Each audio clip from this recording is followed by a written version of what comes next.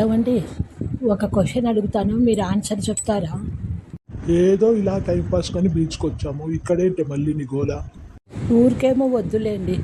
నేను అడిగిన క్వశ్చన్కి మీరు ఆన్సర్ చెప్తే మీకు 50 రూపాయలు ఇస్తాను నేను. అలాగా? అవునండి. నేను కూడా క్వశ్చన్ అడిగి ఈ 5,000 ఇస్తానని చెప్తాను. అది ఎలానూ చెప్పలేదు. మరి నేను క్వశ్చన్ అడుగుతాను, నువ్వు చెప్పలేదనుకో, నువ్వు 50 రూపాయలు నాకు ఇయ్యి. నువ్వు అడిగిన నాకు నేను చెప్పలేదనుకో, నేను 5,000 ఇస్తాను నీకు. ఓకేనా? ఓకేనండి. ఇప్పుడు నేను అడుగుతాను, నువ్వు ఆన్సర్ చెప్పు. మన రాష్ట్రంలో ఎన్ని జిల్లాలు ఉన్నాయి? నాకు ఆన్సర్ తెలియదండి. మరి నీకు తెలీదు, ఆన్సర్ చెప్పలేదు కదా, 50 రూపాయలు ఇవ్వు. ఓకేనండి, అలాగే. సరేనండి, ఇంటికి పోయాక ఇస్తాను మీకు. ఇప్పుడు నువ్వు అడుగు, నేను ఆన్సర్ చెప్తాను. చెప్పకుంటే 5,000 ఇస్తానన్నాను కదా, మాట తప్పను. అడుగుతాను, మరి చెప్తారు కదా.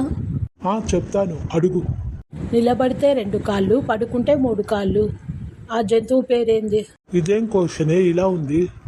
నేను ఏదడిగినా మీరు ఆన్సర్ చెప్పాలి. నేను క్వశ్చన్ అడిగాను, మీరు ఆన్సర్ చెప్పండి. నాకు తెలీదే. తెలీదా మరి మీకు? తెలీదే. అయితే మీరు 5,000 ఇవ్వండి నాకు, నేను ఆన్సర్ చెప్తాను. నేను కూడా ఇంటికి వెళ్ళాక 5,000 ఫోన్పే చేస్తాను నీకు.